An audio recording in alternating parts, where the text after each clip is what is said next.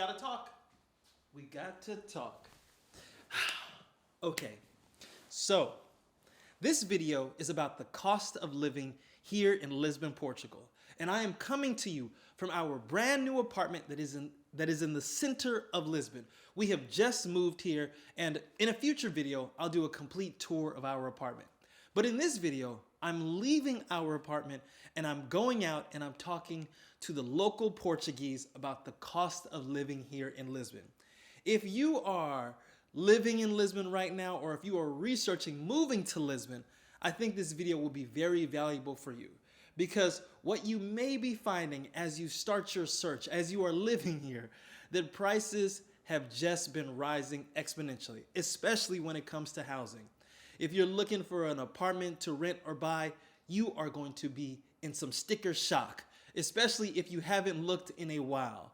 So in this video, what I'm actually gonna do is I'm gonna talk to local Portuguese people about their cost of living, how much they are paying for rent, how these increases in almost everything has affected their lives, and how they are adjusting to these increased prices. And one question that I have been burning to ask is I am going to ask the Portuguese, do they feel that expats, foreigners, digital nomads are the reason for the increased prices here in Lisbon?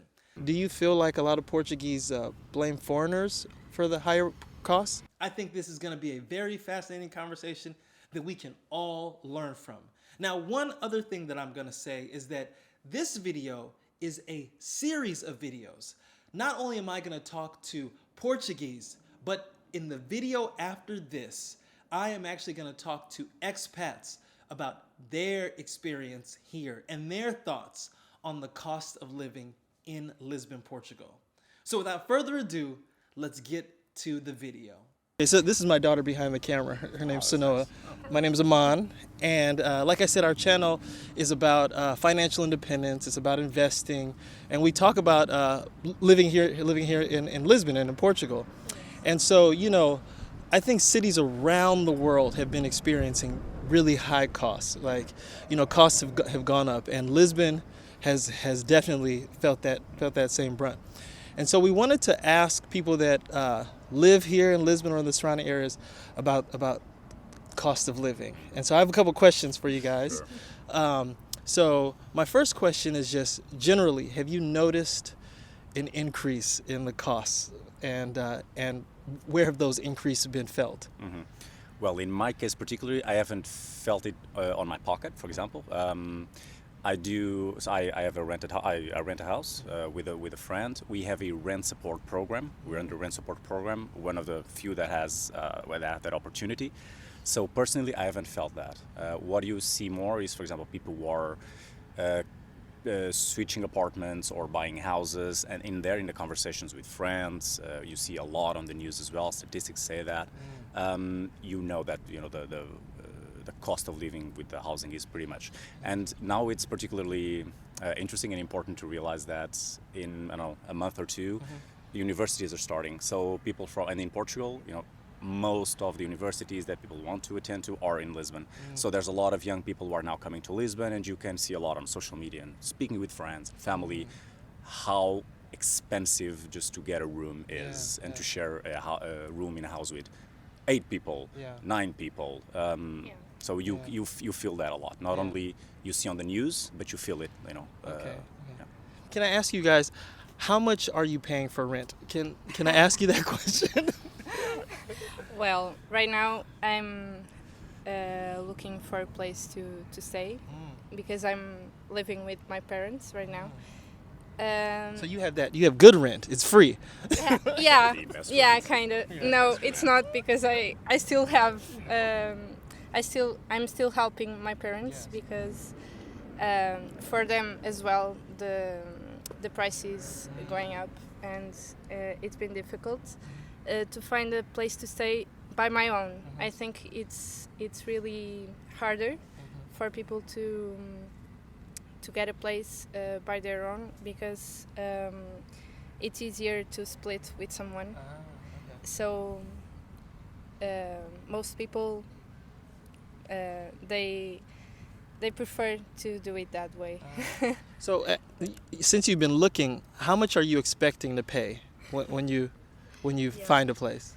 So I try to find T0s, T1s, and in Lisbon you can't find it below 800. Okay. So For sure, yeah. yeah, For sure. it's higher than the minimum. The minimum salary wage, Yeah, minimum the minimum. wage. Okay. Yeah.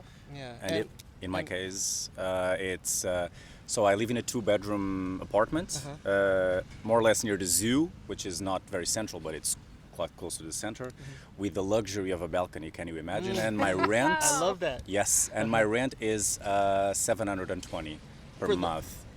The whole 2-bedroom is yours? The whole apartment, Yeah, yeah. yeah. And everybody says, and I know that because I have, my landlord. In that case, we had a very interesting negotiating of the agreement. That I am a very, very lucky person. To So- have You that. are. What Very, very lucky person. what would your rent be now for that same unit if it went back on the market? It's easy to see because in the apps you can see how the apartments similar to mine are in the area are cost now, and my friend cannot find anything below 1,000. Oh my goodness. Okay. And it's not, and we're not talking about new buildings. It's old buildings in which sometimes, which is my case, the building is not like in the summer it's very hot. In the winter it's super cold. It's old buildings. Like sometimes it's some maintenance, so it's not new. And there's nothing around my area below 1,000. Yeah. The new ones would be like 2,000 maybe. Yeah, for sure. Yeah. So how is it if the minimum wage in Portugal is around 700 to 800 euro Yeah, so a month? How can someone afford to pay $800 or $1,000? It sounds like people are getting roommates or, but Yeah, the only solutions you can do is either you are lucky enough to get a rent support program, like I did, for example, or you have to live with your parents or share an apartment with a lot of friends or people that sometimes you don't know. That's the only solution you have, I think. Or to live in the peripheries that you can, in the outskirts that you can pay, and that takes you, I don't know, 1 hour to Yeah, get but to then the you center pay to a lot. work. Yeah. Then Something you like pay that. a lot to get to the center. of Those are the city. only solutions. Or having For your working. own properties. Well, Yeah. it's not the case here. so why do you think rents have gone up so high over the last couple of years? What do you think the reasons for that? I think it's probably massive tourism that helps. I think the increase in digital nomads as well, that increases the price. And I think as well that there is not enough new construction to accommodate more people that are coming into the city. Not private and definitely not public investment in new houses. So that's there's a lot of demand, but not a lot of offer of houses. I think those three reasons are probably the most important. Okay. That. Yeah, I think that's it. I Yeah. think that's it. So if you if there was something, if you could wave a magic wand to fix this problem, what do you think is a solution to this? How do we address this huge problem? Because housing is a basic necessity, right? So how could it be fixed? I think I don't know if you want to. It's because That's a hard one. I feel sometimes like it's a basic necessity on paper, and then there's no practical actions or so to. And our government, for example, center left now, they have a new package law on housing, which I do not believe is going to solve anything. The basis of the problem. What I think is. There's been a lot of discussion about, because of the massive tourism, yes, Lisbon has a lot of tourism, has a lot of digital nomads, but at the same time, I do not like to look at that as a big cause of the problem, because I do the same. I travel, I am a digital nomad in other places, and I do that because, I have the opportunity, the capacity to do so. In here, what I think that we need more is more investment in new houses, and especially public houses, like public. It's not social housing.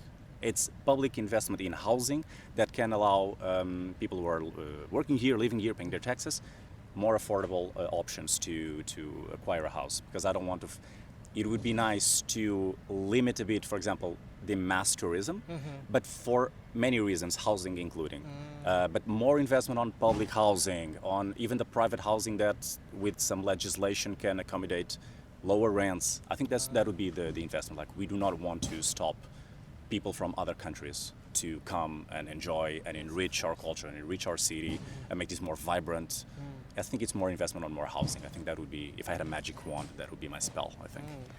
I think it would be kind of difficult to do that at some point because we don't have like a lot of space. Yeah. I think, but I do agree with the thing that you said that the problem isn't the people who come from other countries. I think it's maybe we should like for people living in Lisbon, we should like for people, Portuguese people, maybe we could do something to help them, Like people who pay work and yeah. pay taxes here, more or less. Yeah, That's the yeah, distinction, yeah. I think it will be Yeah. easier to help them that way. Yeah. So, you know, I'm a foreigner, right? And I just spoke to another foreigner here, and there's guilt that foreigners have that have moved here. You know, we feel like we may be contributing to the housing problem, to the cost of living problem. But you know what's interesting? I've never had a Portuguese person say that to me. I've never actually had someone say it's your fault why rents have gone up. I mean, I know there's a lot of different factors that go into higher cost of living, and like I said earlier, every major city in the world is experiencing it, right? So you don't feel as Portuguese that foreigners are to blame? Are you? And I think one thing that I've noticed about Portuguese is that you guys are so welcoming, so friendly. You don't get in anyone's face about these issues. But are there? I mean, not necessarily you, but do you feel like a lot of Portuguese blame foreigners for the higher costs? I can speak for some people. I think that, well, I'd love to be a foreigner and come to Lisbon because I think it's a beautiful city. And I think I would be someone who would go from another place to here. So I kind of like the way that you all go along with us. But I don't feel like I blame you. I just feel like, yeah, maybe you are one of the reasons why.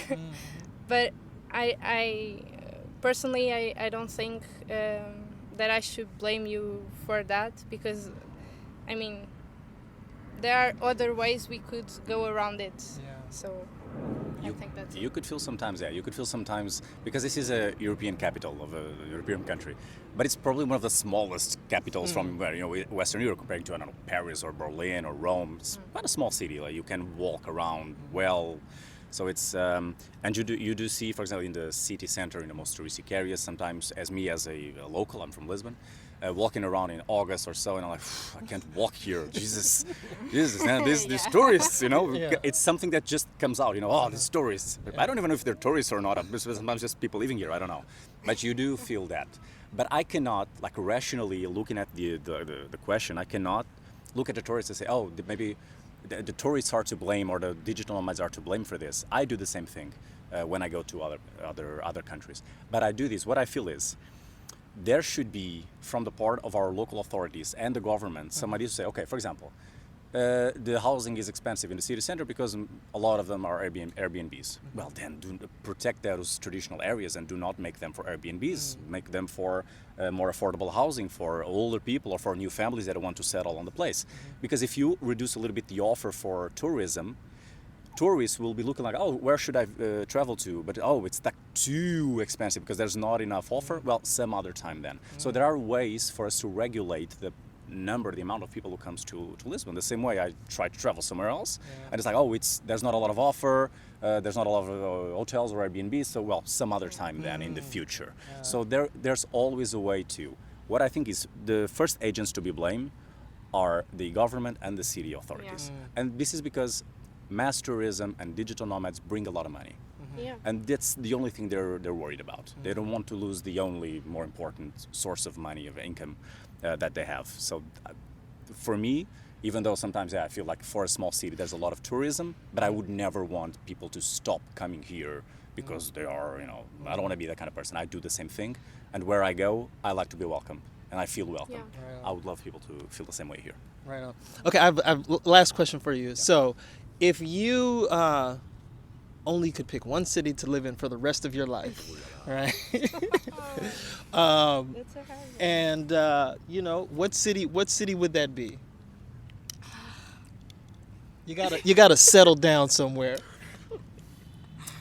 Well, in my case, to be honest, I've traveled a lot. I've lived short times in other places. I still find Lisbon my home.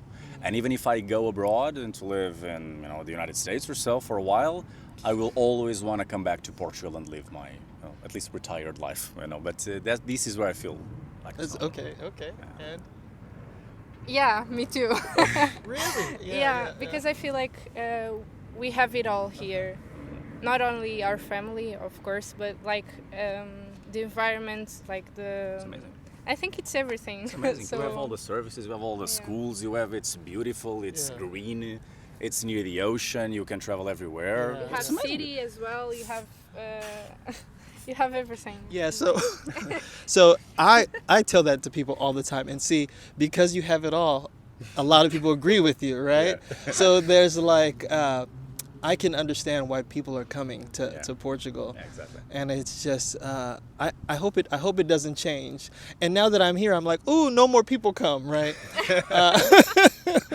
Because I know that for a very long time, Lisbon and Portugal has been the best kept secret in Europe. Like, a lot of people don't realize how amazing it is.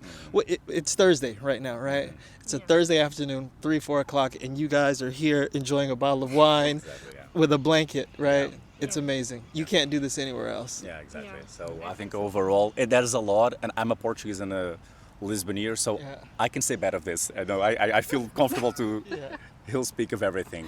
But at the same time, like overall, considering what's wrong and what's good, this is one of the best cities in the world to live. Absolutely. Overall, I think it's one of the best. Yeah. Well, thank you guys so much. So thanks for watching our video. But before we let you go, we wanted to let you know that our year-long action-oriented program for pursuing financial independence and retiring early is open now. Our 365 Days to FIRE program. It is a one-of-a-kind program that helps you get closer to your financial independence and retiring early goals. And so if you are interested in this program, please go to 365daystofire.com and check out everything that this program has to offer. Yes, please check it out. We're so excited to be going into our third year of this program. As part of the program, we have exciting in-person meetups here in Portugal. We have people break up into smaller accountability groups and do activities with their groups. You have daily FIRE tasks. You have plans that you create. You create an entire FIRE plan that includes your stock investing plan, your real estate investing plan, your estate plan, your side hustle plan. Every single plan gets accumulated into your FIRE plan. And we also have a coaching plan as part of this program where you can get feedback from us. We review your plans and you can ask us any of your FIRE related questions. So again, if you are interested in signing up for this program, enrollment is open now. You can go to 365daystofire.com and we'll also leave a link in the description below.